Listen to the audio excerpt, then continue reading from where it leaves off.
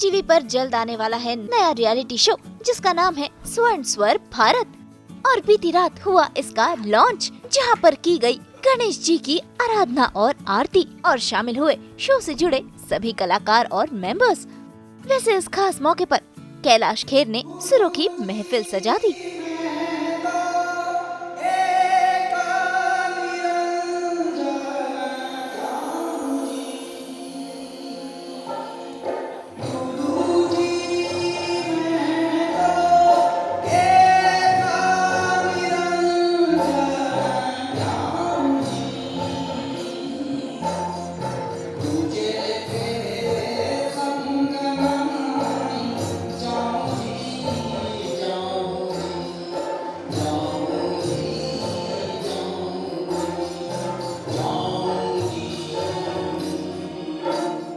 मैं बहुत अच्छा हूँ, मैं बहुत खुश हूँ, सूत्रधार हूँ, इसका एंकर हूँ मैं। और मैं देवऋषि नारद भी बना हूँ, तो देवलोक में भी है पृथ्वी। पहली बार ये टेलीविज़न इंडस्ट्री में पहली बार ऐसा शो आ रहा है जहाँ आप देवलोक भी है, पृथ्वी लोक भी है, और एक से एक गायक हैं और भजन गा रहे हैं ईश्वरी आराधनाओं को। जो हम लोग कहते हैं ना, परिवार मंदिर जाता है, माता बहनें, दादा दादी, बच्चे। अब वो भजन उनको शनिवार रविवार रात को जी टीवी पे मिलेगा, तो बहुत ही सुंदर है और बड़ा आनंद ले रहा हूँ। मेरे मन का शो, क्योंकि मैं थोड़ा अध्यात्म से शिव भक्त हूँ, तो मैं मन का शो था और मुझे मन का मिला। ऐतिहासिक है, बहुत बड़ा है। जी टीवी इस पर बहुत बड़ा प्रोडक्शन भी कर रही है, graphics to everything, post production सब कुछ भव्य है। तो अच्छा हुआ इतने भव्य शो के साथ जुड़ के। ये मेरा सौभाग्य है कि अगर आने वाली जनरेशन को, जो पाश्चात्य संस्कृति की और ड्रग्स की तरफ जा रही है, या अल्कोहल की तरफ जा रही है, या शराब या गलत रास्ते चली जा रही है, कुछ चीज़ें इनमें सीख भी होगी, इसमें कथाएं भी हैं। तो उस मामले से, उस रास्ते हम लोग अपने बच्चों को, अपनी आने वाली पीढ़ी को बताएंगे कि 10,000 साल पहले भारत कैसा था, हमारा इतिहास क्या था, हमारे देवी देवता क्या थे, क्या होता है, और उनसे क्या सीख मिलेगी आम जीवन में। आम जनमानस को हम लोग क्या दे पाएंगे, समाज को हम क्या दे पाएंगे। समाज को गलत चीज़ों के अलावा ये चीज़ें, मतलब वो तो फैल ही रही हैं। हमारा सच क्या है, हम लोग कौन लोग हैं, वो बताना समाज को ज़रूरी है, और ये शो उसमें बहुत ही बड़ा एक योगदान देगा। जब आपको पता चला कि आप ये शो को होस्ट कर रहे थे, तो आपके मन में सबसे पहले क्या विचार आया? मुझे लगा कि ये बहुत ऐतिहासिक शो होगा और इसका क्रेज़ बहुत बड़ा होगा, बड़ा भव्य क्रेज़ होगा इसका, और इसको बहुत लोग देखेंगे, क्योंकि जी टीवी एक बहुत बड़ा चैनल है। जी टीवी के माध्यम से देश विदेश में इसको लोग देखेंगे और इसका एक अलग क्रेज़ होगा। आने वाली पीढ़ी, हमारी जनरेशन को बहुत पसंद आएगा, क्योंकि इस देश में युवा बहुत हैं, यूथ बहुत हैं, तो उनके लिए शो बहुत बड़ा बहुत बड़ी सीख होगी। सो लास्टली, ये शो को आने वाली पीढ़ी की क्या मैसेज देना चाहती है? कि आप लोग जानिए भारत क्या था, स्वर भारत, एक भारत कैसा था, ये भारत की रचना कैसे है, अब भारत कैसा होना चाहिए, और हम लोगों को इस भारत में रहने के लिए एक किस तरह से इसकी परंपराओं को, इसकी संस्कृति को, इस संस्कार को जानते हुए हम लोग एक डिसिप्लिन लाइफ कैसे जी के माता पिता परिवार को संभालें, अपने शरीर को संभालें, अपने मस्तिष्क को संभालें, पॉजिटिविटी रखें हम लोग। तो ये शो एक मेडिसिन की तरह भी रहेगा, तो वे बहुत चीज़ें, बहुत आनंद आएगी। मुझे बहुत अच्छा लग रहा है, कॉम्बिनेशन भी इतना अच्छा है हमारे साथ, कि हमारे साथ सारे जजेस भी बड़े अद्भुत हैं, भव्य हैं, तो सारी चीज़ें बहुत शानदार रहेंगी।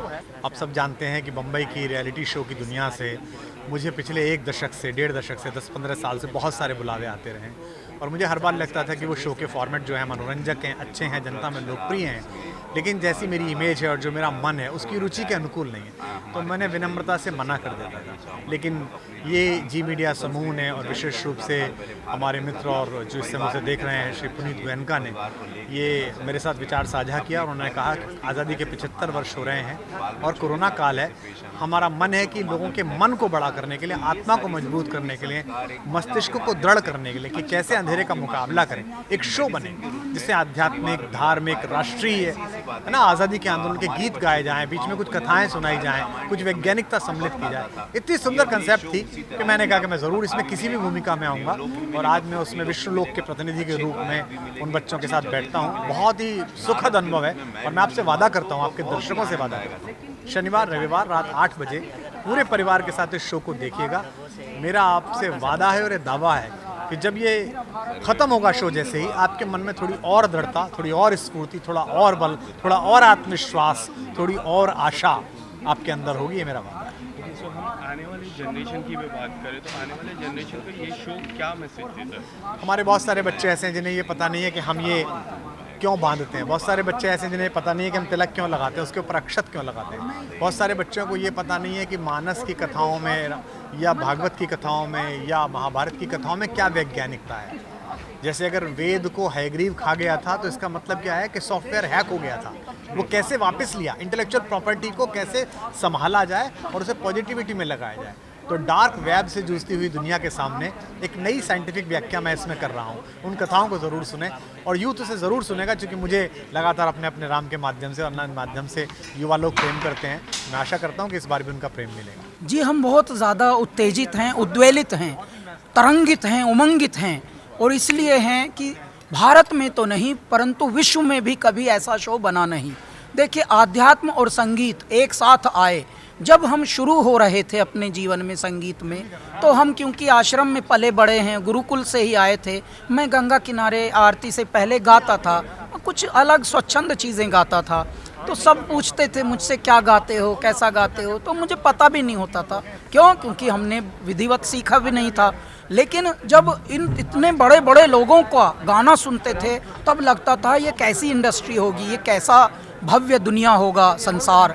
और जब आकर यहाँ देखा और इनकी सरलता देखी इन बड़ों की, तो मैं एक निवेदन ये करना चाहता था ईश्वर से कि जब हमारी गायकी, हमारी सोच, हमारा व्यक्तित्व यहाँ सारी दुनिया को भा गया, तब हमने ये मन में संकल्प लिया था कि हे मेरे ईश्वर, कभी अगर हमको, क्योंकि हम तो आध्यात्म से संगीत में आए हैं, संगीत से आध्यात्म की ओर गए नहीं, तो तब हमने ये परिकल्पना की थी कि हे मेरे ईश्वर, एक दिन अगर ऐसा हो कि जब हम पूरे भारत को फिल्मी दुनिया की तरफ से, संगीत की दुनिया की तरफ से और पूरा प्रतिनिधित्व निभाएं कि हाँ, भारत का सिनेमा जगत भी, भारत का संगीत जगत भी भारत को जगाने का कार्य कर सकता है। सिर्फ मनोरंजन ही नहीं, थोड़ा आत्म मंथन, प्रभु सुमिरन भी दे सकता है। तो आज़ादी के अमृत महोत्सव पर जब आदरणीय प्रधानमंत्री जी ने ये उद्घोष किया था कि जो भी भारतवासी, भारत के कलाकार, भारत के साधक अलग अलग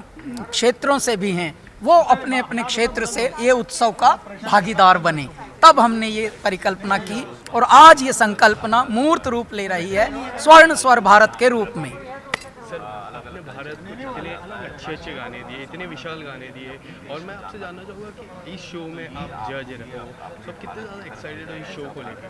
बहुत ज़्यादा एक्साइटेड हूँ, और फिल्म सॉन्ग्स तो है ही हमारे। और मैं जब से मेरा करियर शुरू हुआ है, तब से आध्यात्मिक गानों, भजनों की तरफ भी मेरा रुझान रहा है। बहुत सारे भजन गाए हैं, मंत्र गाए हैं, और ये अलग प्रोग्राम जो इसका कंसेप्ट ही पूरा अलग है।